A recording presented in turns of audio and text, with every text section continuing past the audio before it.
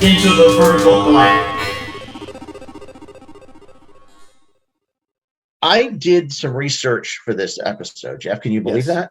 I believe you did a lot of research for this. So what I did was I found a newspaper archive, and I wanted to see what was the video game and home computer advertising like in December 1984. Like what were the prices, what was being blown out, who was competing with who. And so I'm going to show you these ads, right? And I have some conclusions from them too, which I think are interesting. Maybe they're interesting. And possibly we can make a video. We can see the video of this if we put a video up on the thing. Yeah, we can easily make a video of these ads. Okay, so here's the first one. It is from early December, and it's an Activision ad. And you can see that Activision, Pitfall, River Raid, Enduro, Spider Fighter, Skyjinx, and Bridge, Sequest, all $9.95. So a lot of Atari games out at the time, Atari VC games are like at under $5. Right. Activision's still trying to keep the prices high. They're still in business, right? Yeah, Activision's they're still in business right now. The only one of those companies that's still in business. They're still trying to sell regular price software. Right. All right. So here's the next one from December 3rd, a Sears ad, full spread for Commodore 64. Full spread. I mean, I think that next to this, it kind of the +4 was out also. The Commodore +4 was a different computer. Yeah, you're right. So I take it back. They made some mistakes too. No, but they really only pushed the Commodore 64. They really only pushed. If you see this ad, like this is a 2-page spread. I know. In at Sears, there aren't a lot of ads like this. No, this is very bare bones but magical advertising for Commodore. Yeah, the Commodore 64 at $199, right? Right. This is the type of thing people were seeing, and they would say, "Well, it looks like it's time to get a computer, kids." Right. Exactly. Okay. The next one is from December 4th from Toys R Us, and this is an ad they had for it look at video game software, but some of it is computer software. So 2600, 5200, and ColecoVision. And these are all, I think, a lot of these games from Activision and from Coleco, but this is the Sega one, are normal priced, except for the VIC-20 software in here, which is $3 a piece. Well, no, Commodore International Soccer though, which we did get International Soccer for the Atari ST. Anyway, International Soccer, 1997. That's a full-priced piece of software there. So they're not discounting computer software. But look at that, Pitfall 2 from Activision, $30. So this is new, right? Pitfall 2 was new at the time, and this is David Crane's magnum opus on the Atari 2600, right. And they needed to get full value out of it. I think it's sold pretty well, but I have to also say that this is a very difficult thing for Activision to try to do in December 1984. They spent a lot of money getting those David Crane Plus cartridges out. They needed to make some money back on this, The other game here that I forgot that existed is War Games, right? Coleco, and I forgot we actually had it on the 8-bit. Yeah, we had War Games 8-bit. I don't remember much about it. I'll play a little bit and put it in this video. But there's a few things I want to put in a video for this, and that would be one of them. And a little demo of Temple of Zapshai trilogy where I tell everyone the secret. I'll tell everyone the secret at the end when you're done with it. Okay. All right. So next, we have to discuss all this, but here we are. No, this is good. ColecoVision. Here's an ad. It shows, and this is from I don't remember what the store is, but it's from Muscle Shoals, Alabama. I did three different sets of newspapers, one in Salt Lake City, one in Eugene, Oregon, and one in Muscle Shoals, Alabama. Cool. Basically because they existed, but also it's kind of a cross section of different people. So anyway, the 2600 was selling for $49.99. The ColecoVision was about $99.99. Yeah, at this point, you're going to get the ColecoVision. Coleco is still going strong. Coleco has not. Coleco is the last man standing of the golden age of video games at this point, and a damn good system too. Yeah. But I'll tell you one thing though: if Atari had dropped out at this point, a cheap Atari computer at $100 and a bunch of cartridges, they could have beaten the ColecoVision. Yeah, well, you know, don't speak too soon. Okay, so here's another ad, Commodore 64 again at $199. Yep. So you can see other companies kind of a lot of Spinnaker software. Here's one of my favorites. It's free games. So this is from, oh my God, from a drugstore. Yeah, this is from a drugstore in Eugene, Oregon. Basically, I guess both Parker Brothers and no, Parker Brothers, just Parker Brothers here, had a rebate. And so it said free. Now we know, I mean, how many people actually got a rebate for a company that was not going to be in business? Yeah, the problem was, so Popeye, Cubert, Frogger, all selling for $9.99 with a $10 rebate, manufacturer rebate. But guess what? Parker Bros. Right out of business by the time you're never going to get that rebate. And then Enduro Pitfall Move Rate, again, just like in the other ad, they're $9.99 each. So it's Activision trying to get some full value. Okay, Steve, hold on, stop for a second. Don't think that people are going to watch the video. So make sure you explain exactly what's going on in these. No, I am. I'm trying. That's what I'm trying to. Okay, so here's another ad. Save on our. This is from Montgomery Ward's, and basically they're selling the Atari. I think this is the 600 XL. So don't. That is the 600 XL. For $119.99. So the 600, but also at the time, can't discount the fact that Coleco was still trying to sell the Atom. Now at $4.99, came out at $5.99, maybe it's $6.99. You know, the Atom came with a printer and it came with a cassette drive. If you put the cassettes anywhere near the printer, the cassettes would get erased. Okay, there were some problems with the Atom, and I'm going to explain. And there's a lot to go through here, but I'll explain why I think the Atom didn't sell very well too. Okay, cool. Even though it had a good value proposition. We'll keep going. Here's a company, Jafco, which became Best. Just so you know, company named Jafco. And all of their software here is computer software, mostly for the Commodore 64, does it look like? Yeah, they've got Zork and Ghostbusters and Questron and Hitstop 2. And the reason I mention that is it's all full priced. It's all full price at this time. Yeah, and it's for Commodore again. Oh yeah, Commodore software. There you go. The next one, Montgomery Ward. This is a repeat. Well, there's more information on this one. That's all of it. And we'll go to the next. And this is a bigger version of the Montgomery Ward one, so you can see the whole thing. Here's a Toys R Us ad. There aren't a lot of Toys R Us ads from this time, from Eugene, Oregon. Check this out. It's a full Coleco ad, and they're selling the Atom for $499.99. The what, Steve? That's why, because it got cut out. They're selling the Atom. What got cut? When you said Atom, it got cut out. You didn't hear you say Atom. I'm sorry. So it's selling the Atom for $499.84 and the ColecoVision for $99.84. And this is, and then all a bunch of software, for full price. Full price, right? I mean, this is Coleco really trying to keep these prices up. They're really trying, just kind of like them and Activision, trying to keep this golden age of video games alive. Right, they're trying. They're doing.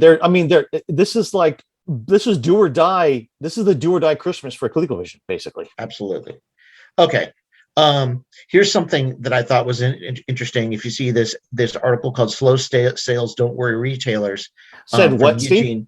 Slow sales, don't worry, retailers. If you see this little thing over here on the right, the items that are selling well include video cassette recorders, especially those that have stereo sound, telephones, microwave ovens, board games, Rainbow Bright dolls, GoBot robotic toys, sleepwear for men, women, and children, and other clothing. Okay, what was not mentioned there? You need to repeat those again. Why? Because we're getting, it's like sometimes the words slur together and you can't hear it. I want to make sure. Items that are selling well include video cassette recorders, especially those that have stereo sound, telephones, microwave ovens, board games, Rainbow Bright dolls, GoBot robotic toys, sleepwear for men, women, and children, and other clothing. Got it. What is not mentioned there are any types of computers or video games. Nope. And video recorders and phones are big things. You'll see, and I have tons of ads, but that's a really good point right there. At that exact point in time, video VCRs and princess phones, we're going to call them, just second lines in people's houses, became huge. Yes, because of the deregulation of the phone company and because video cassette recorders started getting cheaper. Right. I mean, we got one the next year, which means they had to be cheap. So that was really, if you think about it, retailers are now saying they don't. These are people who don't know video games from video cassettes. I mean, a lot of them, right? They're looking at video software and they're going, "Hey, video cassettes are going to take over video games." So they're going in that direction, and that's why video games kind of become a little bit old hat for a year. It's by the way, 1984 has a ton of ads compared to 1985, which there's almost none, which is mostly video VCRs and like I said, phones, because now deregulation, you can own your own phone now.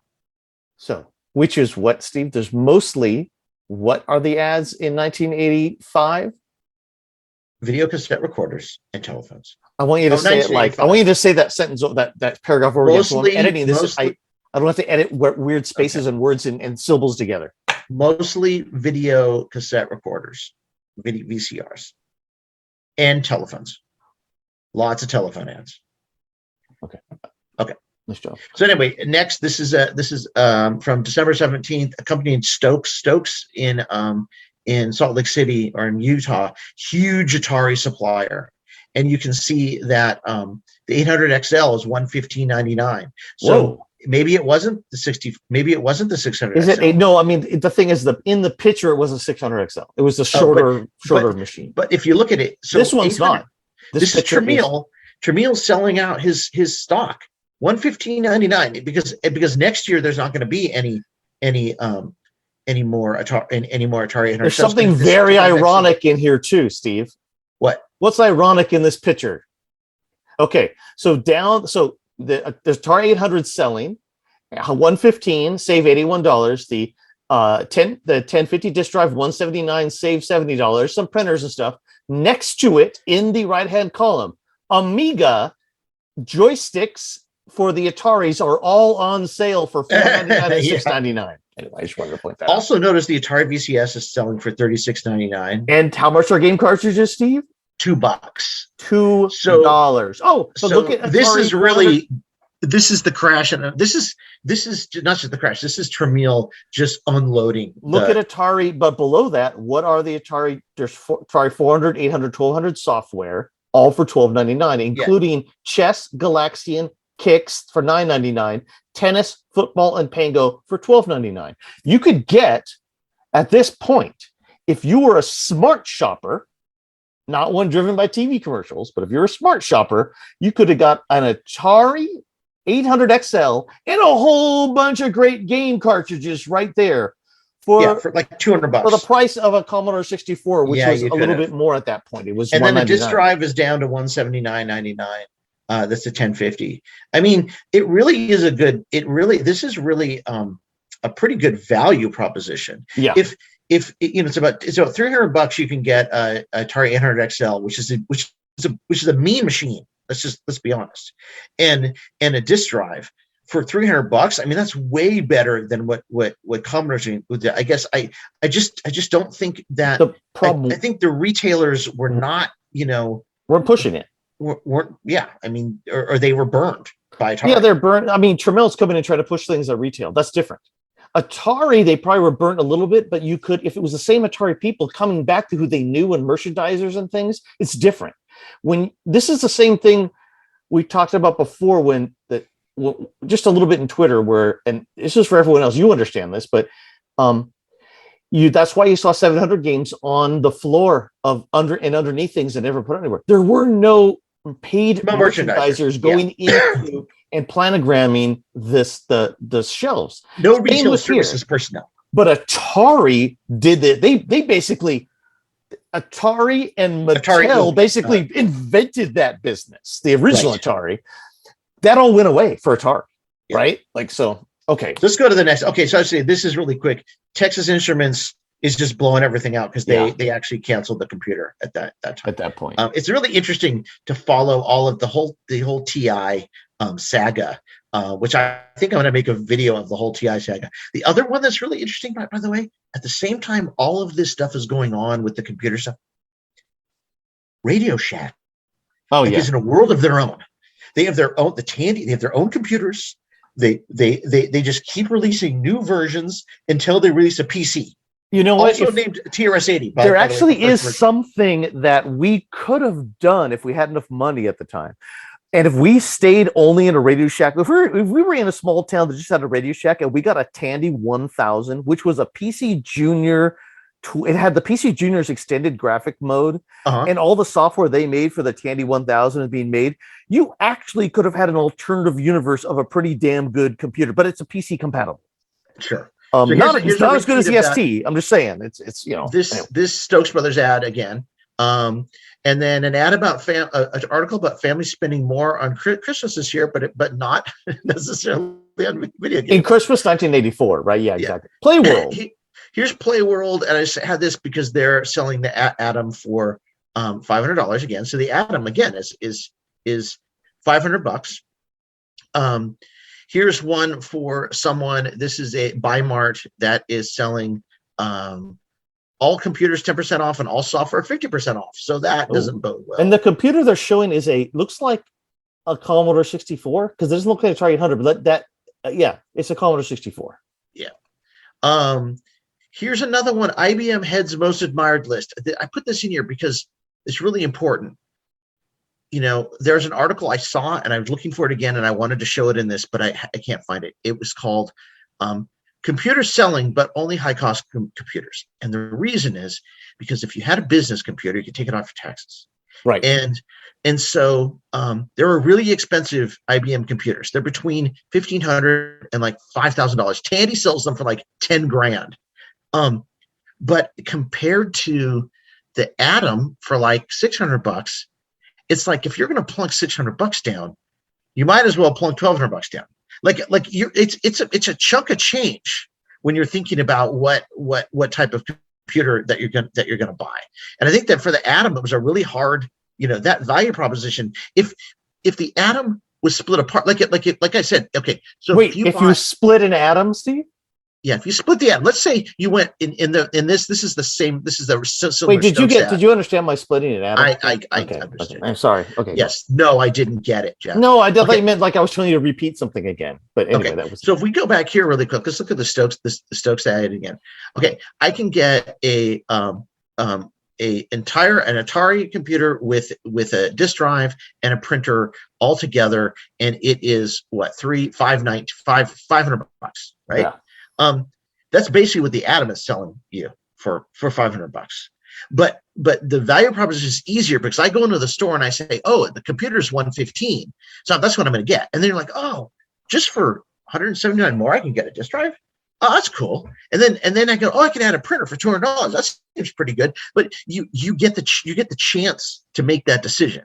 And with the Atom, you didn't get that chance, right? It's like it's all bundled together, and not that it wasn't a great value, but I think it's harder for people to think that that's what they want to buy. One other thing about that, I do remember back then, and news coverage of computers and video games was just always so effing hilarious. But this was like the one thing, a big news thing that says, I remember seeing this, and it either made me mad, but it was like, you'll be able to write off that new computer that you get for Christmas 1985, unless you have 84. Johnny play Pac-Man on it. Yeah, unless Johnny plays Donkey Kong. I know the exact thing. Jeff, we sat and watched the same. Sat and watched that thing, and I'm all, screw you, buddy. But that was true though, and this is what drove to exactly what you're saying. People buying the more expensive computer so they could write off their taxes. Right. And there's actually ads. I don't have them in here, but ads where people are like, buy that computer to write off your taxes. I mean, it was like a real thing. So here's the VIC-20 at $69.97, which is interesting at Toys R Us. Here is Fred Meyer, which is basically the Target of the Pacific Northwest. I've been there many times. With the Commodore 64 is $189 and the disk drive's $250. So they're, still higher than what Tremino's blowing out the 800 and 1050 for. Here's an 800 XL in this ad from Kmart, $99. Right. $99. So they even dropped the price more, or at least Kmart did. Going in, and Atari, these should have been selling like fucking hotcakes. Yeah. But I think the luster was off Atari. People knew that it wasn't long for the day, and yeah, but we didn't. So who are these people who knew? I don't know. Excuse me. I have no idea. I don't know, Jeff. I don't know. I'm just saying, like, they're blowing these things out for none. I didn't know that this. Let me show you something though. Let's hear right in this same ad. This is for this. Here's something that you have. Okay. You have digital watches for $2.99. Then you have a TMK VHS recorder for $2.98. Now at that point in time, you're talking about $300. This means you can both play movies you've never been able to see before, because movies were not available to anyone, again, after you saw in theater. Record them, which was the feature that everyone was talking about, along with being able to rent movies, $300. The Atari 1027 printer, which you have no idea what to do with if you're a consumer, is $269 right under that. Which one are you going to buy? I know, it's just the value proposition. I'm a consumer. I'm going here and I'm buying a VCR, and I can do this wonderful new world of TV that I didn't have access to before. It's like time shifting TV, which was not something that was even thought of before. No, it's really cool. But I just still like marvel at the fact that the 800 XL is $99 in this ad. Yeah, I know. I mean, these should have been flying off the shelves. I know Dad ended up buying one. Even later, he had one later, was probably $50 at that time. So here's again another Stokes ad where they were selling again the Asteroids, Missile Cannon, Star Raiders for $9.99. Yeah, for the computer. For the computer, right? And again, 800 XL $115.99. Atari VCS $36.99. I mean, this is really this is the price war. Tramiel's price war. Here's another Fred Meyer ad with all Atari 2600 games and 50% off. And 5200. 50% off. There aren't a lot of 5200 ads, by the way, which is really strange to me. This is a weird one. Armadillo Brothers, they didn't really know what they had. They're selling a new Atari 800 XL for $300, but Atari and games for the 2600 for $26.95. They thought they were like the disk drive for the Atari $359. No, these are guys. I'm sorry. This is February. I'm sorry. Take it back. That one is February 3rd. So that's actually February 3rd. Forget that one. That's earlier in the year. Sorry, this is much earlier in the year. 1984, right? Yeah, so this is February 1984. So if you see in February 1984, the 800 was still for $300. Yeah. Okay. Yeah. Games are still selling. And by the end of the year, these prices are drastic. This is the original Atari, right? Let's go back and talk about this. It's still Atari under Warner. Games for the Atari 2600 being advertised for $26.95. Games for the Atari 5200 be advertised for $26.95. The disk drive, the 1050 disk drive for the Atari being $359, Atari 800 for $299, and you get into Commodore stuff too. All of these are the prices that computer companies wanted to get. By the end of the year, the price war and the thing. This is the beginning of the year. This way down. This is the end of the year. Yeah, the end of the year. Beginning of the year, the end of the year, everything's cut in half at least. And I've got ads that go all the way through the rest of the year. It's very interesting, but we don't have to show them all. But what I did want to show you was one other thing. I'll just a sec. Let me bring up this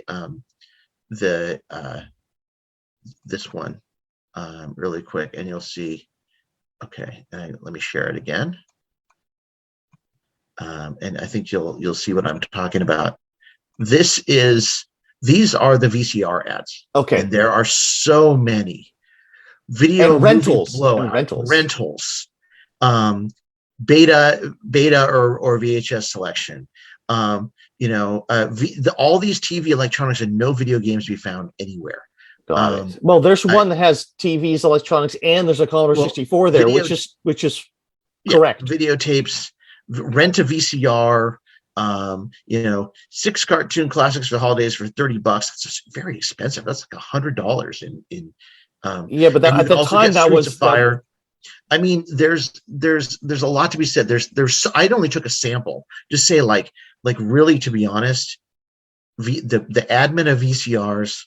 At the same time, people were looking to. This is the VCR era. People want to know what happened. Some people want to know. Maybe people like me. It's like, why weren't video games big until Nintendo came around? It's because of this. Because the VCR was VCRs kind of took its place for a little while. It did. The VCR became the console under the TV that wasn't the video game, because it had this new, it was also interactive in a way, right? You could rent movies, you could record things and play them back. It taught you time shifted TV, and you're able to get things that you never were able to get before. It was passive, but it was full color, full video, right? This is what people were looking at. Okay, so and one more thing I want to share with you: all the phone ads. This is because this deregulation. Deregulation. Now you can own your own phone, and phones are another. They're another thing that people can, another piece of electronic that's brand new, and video games are kind of old hat at the time. So anyway, that's my slideshow presentation for you, Jeff, that I wanted to show, just to show what was the market, what were things like in December 1984.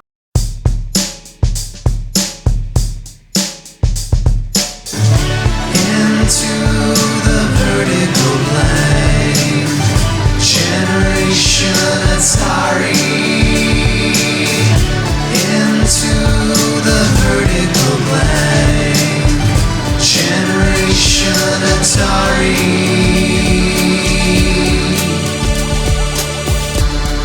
Into the vertical line. An 8-Bit Rocket Studios production.